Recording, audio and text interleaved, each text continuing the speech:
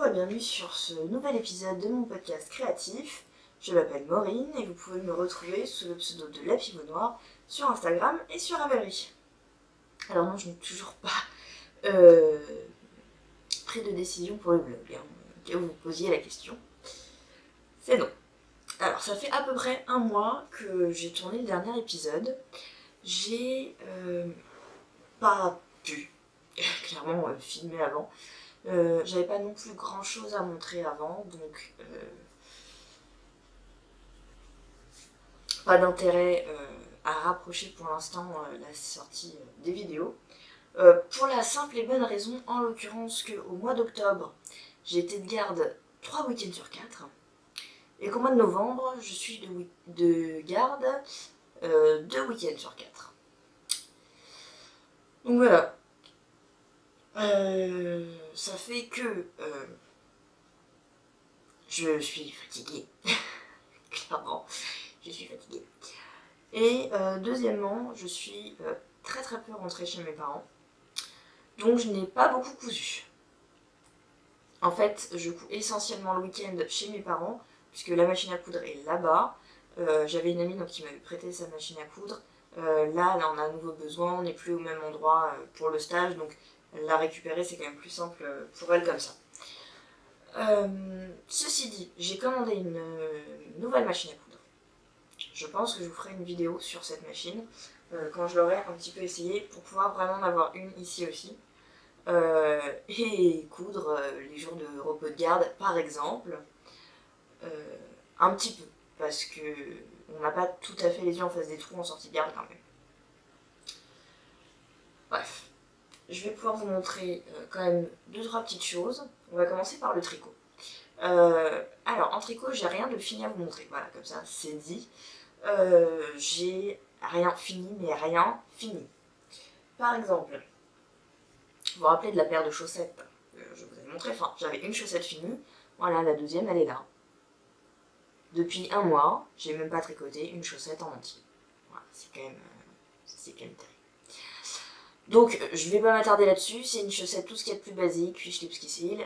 Il n'y a qu'une seule chose intéressante dans ce projet-là, c'est la laine qui est somptueuse, mais dont on a déjà bien parlé l'autre fois, donc on va pas s'attarder là-dessus. Le deuxième projet que je voulais vous montrer, c'est un projet que vous connaissez déjà, c'est le Antro. Alors, je voulais vous en reparler quand même si j'ai pas du tout fini. Donc j'avais presque fini le corps, je crois. Donc là j'ai attaqué une manche. Je ne sais plus si on avait déjà cet élément du design qui était visible la dernière fois. La chose qui est sûre, c'est que la dernière fois vous n'aviez pas cette partie-là, c'est-à-dire vraiment le bas du gilet. Voilà, qui est d'une autre couleur à l'intérieur. Voilà. Je trouve ça vraiment super joli. Super joli. Je vous remontre un petit peu voilà, ce que ça donne. C'est vraiment magnifique. L'intérieur du gilet ressemble à ça. C'est vraiment une finition que je trouve très élégante. Bon, pour un gilet, hein, parce que pour un pull, ça ne sert pas à grand chose.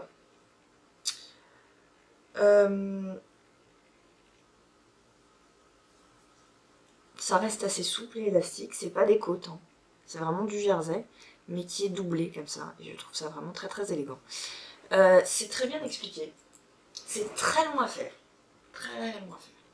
mais qu'est-ce que c'est beau. Sincèrement, je regrette pas du tout d'avoir fait cette finition là, je vais la refaire aussi sur les manches, c'est super classe, j'adore, et je pense que je le remettrai dans d'autres projets. Parce que vraiment, c'est propre. C'est très propre. Et ça permet d'utiliser des restes de laine contrastantes. Et ça, c'est quand même très chouette. Là, en l'occurrence, j'ai attaqué un écheveau entier parce que c'est vraiment cette couleur-là que je voulais. Mais pour utiliser des restes, c'est vraiment chouette. Donc voilà, il avance tout doucement. De temps en temps, je me dis, allez, je vais finir ma manche. Et en fait, pas du tout. Je tricote, allez, quelques rangs et puis j'arrête. Et en fait, je suis pas mal accaparée par le projet suivant, qui est le Stone Cutter. Le pull Stone Cutter. Si vous vous rappelez, c'est très... Oula, je suis en train de taper dans quelque chose, ça fait tout vibrer. C'est pour vous rappeler, pour les 2 ans de la Pied-Bonne Noire, j'avais organisé un petit concours sur Instagram où je vous demandais de poster des modèles tricot ou couture qui vous plaisaient et qui, a priori, pourraient me plaire aussi. Et c'est Utilisatrice42 qui a posté le patron du Stone Cutter, qui est un pull à torsade magnifique, vraiment, vraiment somptueux.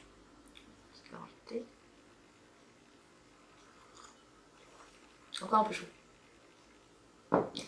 Donc, j'ai préparé son petit colis que je vais envoyer dès que je rentre chez mes parents.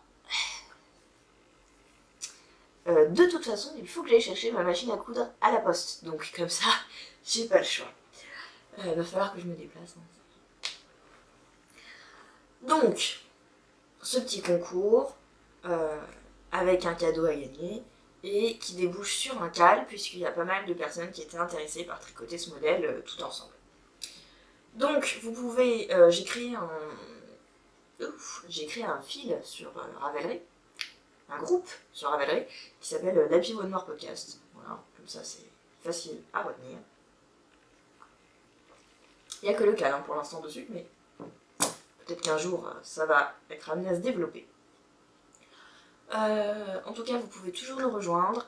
On avance très progressivement, vraiment chacun à son rythme. C'est un modèle qui n'est pas simple. Clairement, il n'est pas simple parce qu'il y a des diagrammes à suivre et que voilà, il faut rester concentré sur son diagramme. Beaucoup d'entre nous ont choisi de tricoter avec de la Gilliatt. Alors moi j'ai pris ce coloris. Ce coloris qui s'appelle le Quartz, qui est un très joli rose. Je sais que Gilliatt a sorti pas mal de nouveaux coloris qui sont vraiment plus beaux les uns que les autres.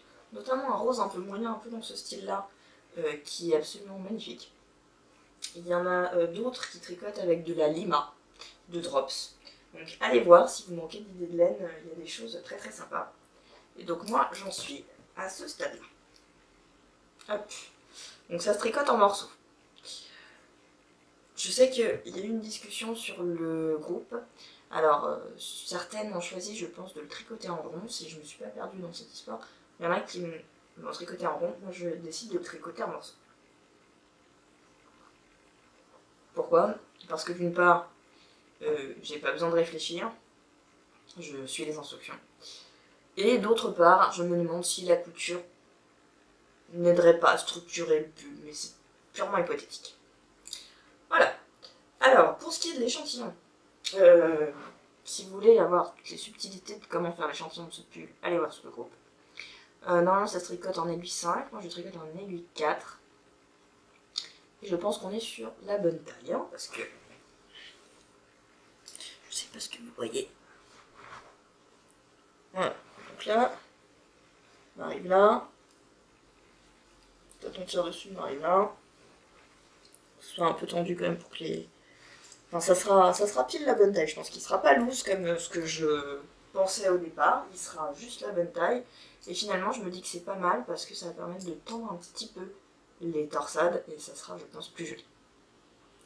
Donc voilà où j'en suis. C'est... Bah, faut rester concentré, c'est tout. Hein. Après, c'est pas très compliqué. Il faut regarder dans quel sens on doit croiser les brins de la torsade. Et puis c'est tout. Voilà. C'est très joli. J'ai appris à cette occasion le montage tubulaire, qui donne un effet très très propre. Hein. Et très élastique. Quand même.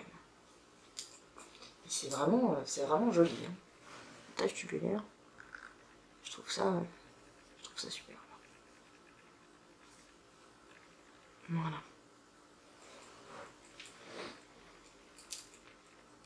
Donc ça avance progressivement. Moi ce que j'ai fait c'est que là j'ai noté dans un petit cahier sur chaque diagramme à quel rang j'en suis. Parce que vous avez un diagramme qui s'occupe de cette partie, un diagramme qui s'occupe du milieu, un diagramme qui s'occupe de cette partie, etc. Je vous décris pas tout, mais voilà. Il faut suivre sur chaque feuille un truc, alors qu'on est toujours sur le même rang.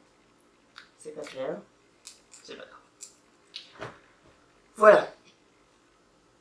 Pour le stone cutter, il avance tranquillement. Donc je tricote pas beaucoup, parce que je rentre le soir beaucoup plus tard qu'avant. Après une journée bien plus intense qu'avant.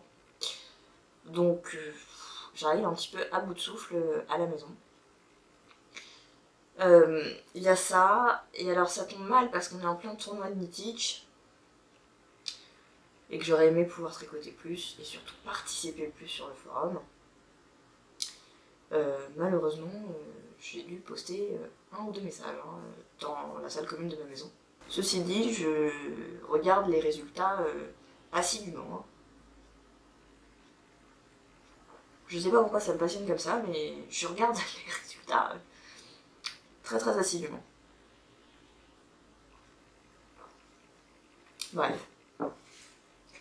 On va passer à la couture. Alors en couture, il y a un projet que je vais vous montrer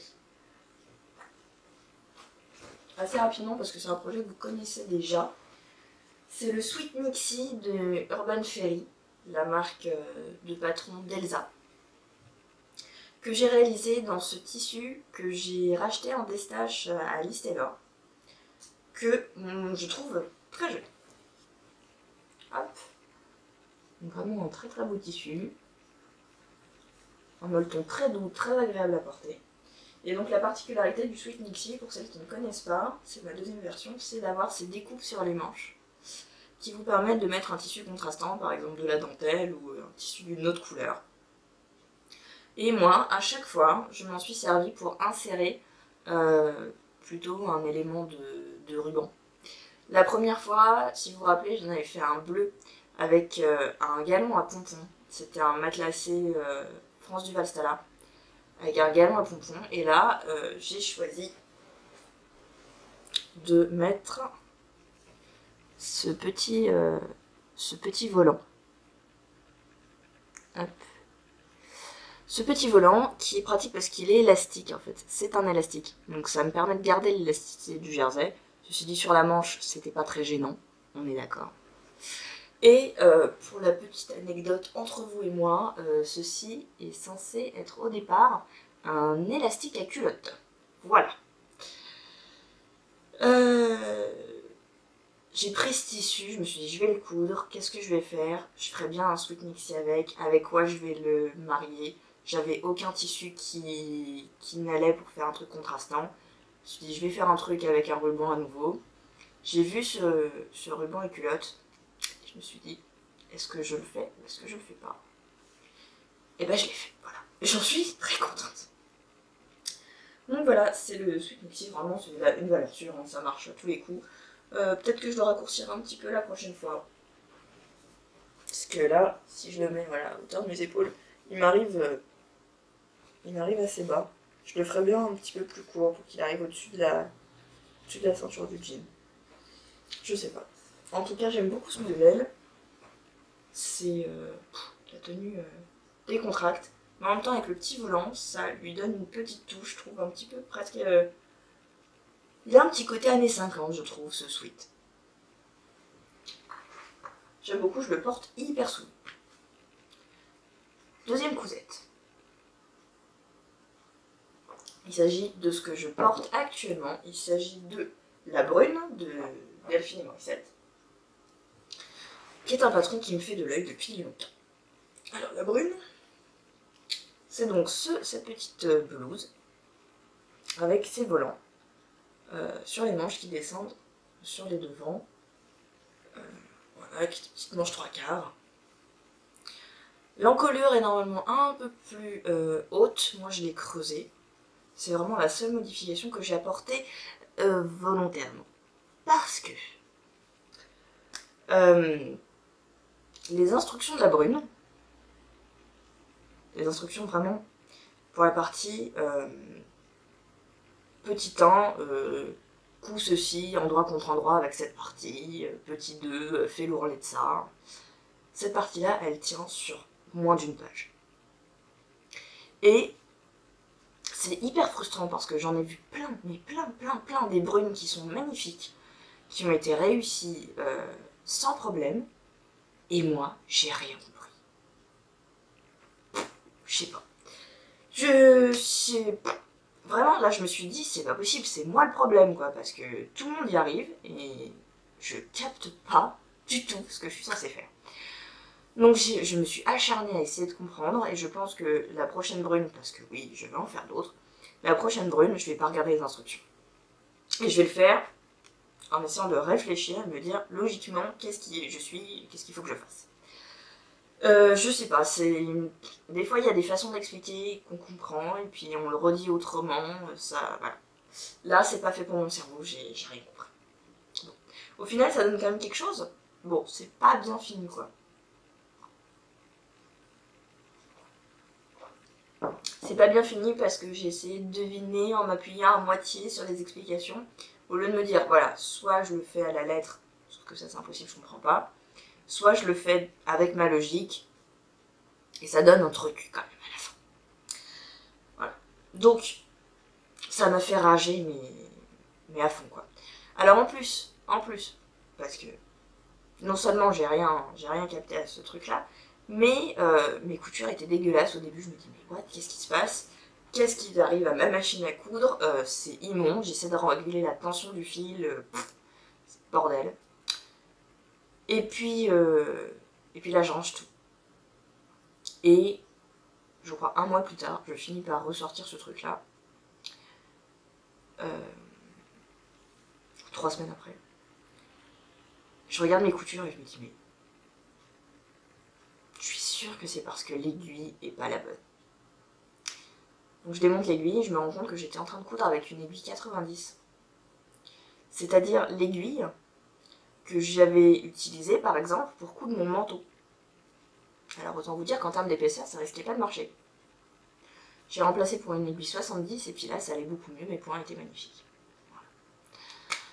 Donc oui, des fois les points sautent, c'est pas forcément un problème de tension, ça peut être tout simplement que vous n'avez pas la bonne aiguille dans la machine.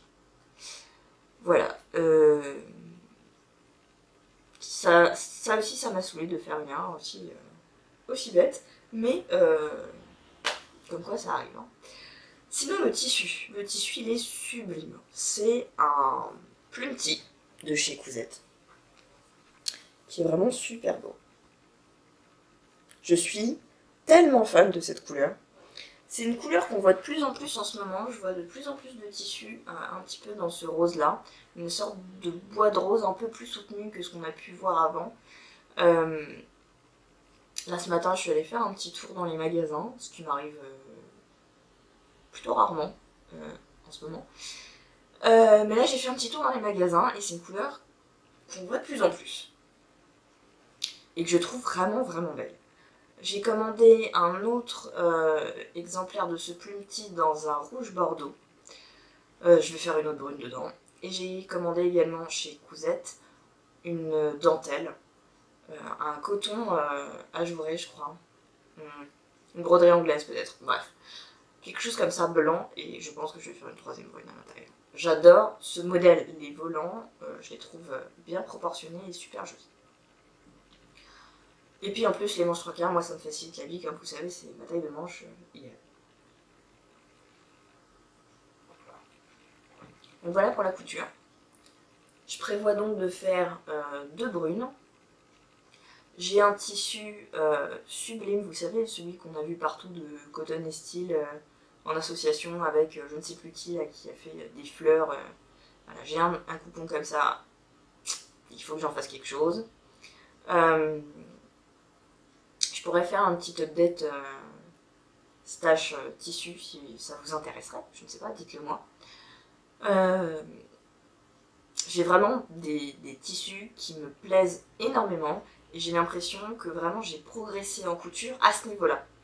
en termes de choix de tissu, d'une part adapté au projet que je veux faire, et d'autre part qui correspond à mes goûts, c'est-à-dire ce que j'ai envie de coudre et ce que j'ai envie de porter. Et c'est pas toujours la même chose. Donc là, j'ai l'impression qu'en termes créatifs, globalement, je fais des choses qui me correspondent plus en termes de pas seulement le plaisir de créer, mais aussi le plaisir de porter sa création. Et pour moi, ça compte tout autant parce que quand j'ai fini un truc, mais que finalement je le porte pas, j'ai pas la satisfaction que je pourrais avoir autrement, quoi.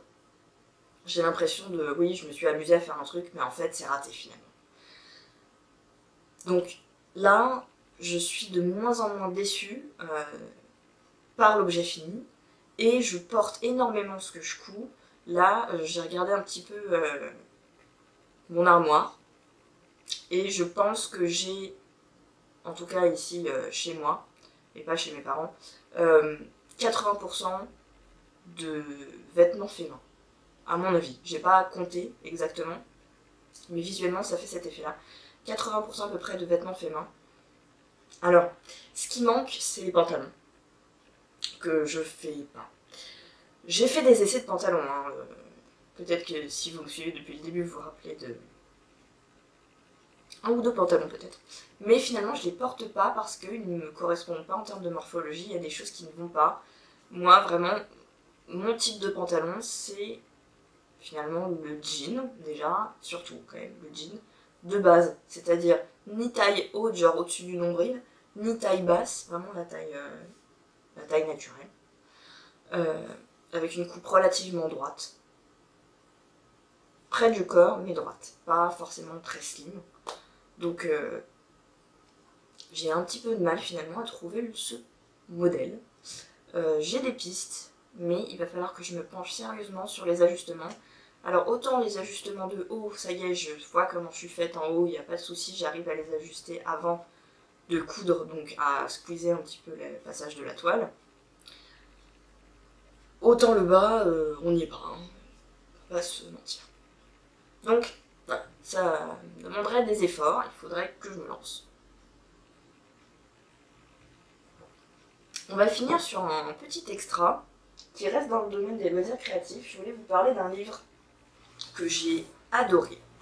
Adoré. J'ai pas encore commencé à réaliser les choses qui sont dedans, mais il y a tellement de trucs que j'ai envie de faire. C'est cet ouvrage-là. Voilà.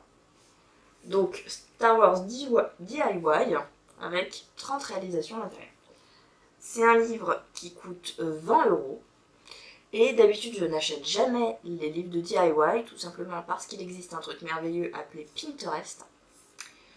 Sauf que là, j'ai trouvé ça vraiment, vraiment super cool et original et classe. Vraiment très très classe. Ça fait pas cheap, un peu merchandising, un peu bas de gamme, quoi. Ça fait vraiment des choses très très classe. Je vais vous montrer quelques exemples de trucs qui m'ont vraiment beaucoup plu. Alors, il y a ça que j'aime beaucoup. Voilà. Vous avez cette petite idée de terrarium pour essayer de reproduire en fait la planète Dagobah avec un petit personnage de Yoda intégré à l'intérieur. Je trouve ça adorable. Vous avez évidemment, bon ça prend un peu plus de place, un globe repeint en étoile de la mort. Voilà. Je trouve ça vraiment rigolo.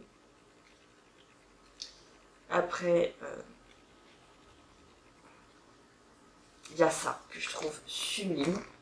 Voilà. Hop, petite lightbox. Ah là là, je trouve ça tellement beau. Je le verrais tellement bien dans une chambre. Avec les TBTT, c'est super joli. Il y a ça que je trouve aussi tout à fait charmant et qui s'intègre très bien dans une déco adulte en fait. Hein. C'est cette tête de lit qui reproduit le paysage de Tatooine. Voilà. C'est vraiment très très beau. Je voulais vous en montrer un dernier. Alors, où est-il ?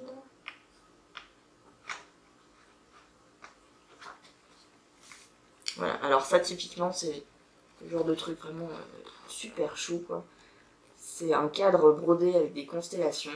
Et puis au milieu, si vous cherchez bien, voilà par exemple ici, là, vous avez les petits vaisseaux spatials. Je trouve ça vraiment dans l'air du temps, tout en intégrant l'univers de Star Wars. Et finalement, c'est des choses que, voilà, si vous n'êtes pas connaisseur de Star Wars, vous n'allez pas forcément vous rendre compte que ce sont des références à cet univers. Ça reste très discret et vraiment très facile à intégrer dans un intérieur. Pour adultes, c'est vraiment pas enfantin. Donc, vous avez plein de réalisations, vous avez les explications avec le matériel, vous avez tous les gabarits à la fin pour réaliser les choses qui sont proposées. Donc vraiment, rien qu'à feuilleter, c'était un grand plaisir, ce livre-là. Je le refeuillais de temps en temps en me disant « Ah oui, ça aussi j'ai envie de le faire, puis ça aussi, puis ça c'est vraiment tellement une bonne idée, mais et puis c'est tellement simple, comment j'y ai pas pensé ?» Enfin, voilà. Il est super chouette. Et si vous... Voilà, je me dis, 20 € c'est pas rien, mais c'est quand même pas aberrant pour ce livre. Donc si vous aimez Star Wars, je pense, et que vous regardez ce podcast, je pense que ça peut vous intéresser. Si vous avez une amie ou un ami qui aime Star Wars, ça peut être un cadeau de Noël à lui offrir aussi. Et donc ça, c'est quand même plutôt un bon plan. J'ai été assez vite aujourd'hui, mais comme je vous disais, voilà, j'avais pas non plus beaucoup de nouveautés à vous montrer. J'avais quand même envie de tourner parce que je sais pas trop quand est-ce que je vais pouvoir le faire après. La semaine prochaine, c'est le salon Création et Savoir-faire. J'y serai. J'ai réussi à avoir ce week-end-là de libre pour venir. Donc j'y serai avec maman, évidemment, qui maintenant est devenue complètement fan de laine. Elle achète largement plus que ce qu'elle peut tricoter en termes de rythme. C'est plus grave que moi, je pense. Hein. Elle en a pas plus que moi, mais comme elle tricote plus lentement, je vais dire, et vous allez être d'accord avec moi, que c'est plus grave.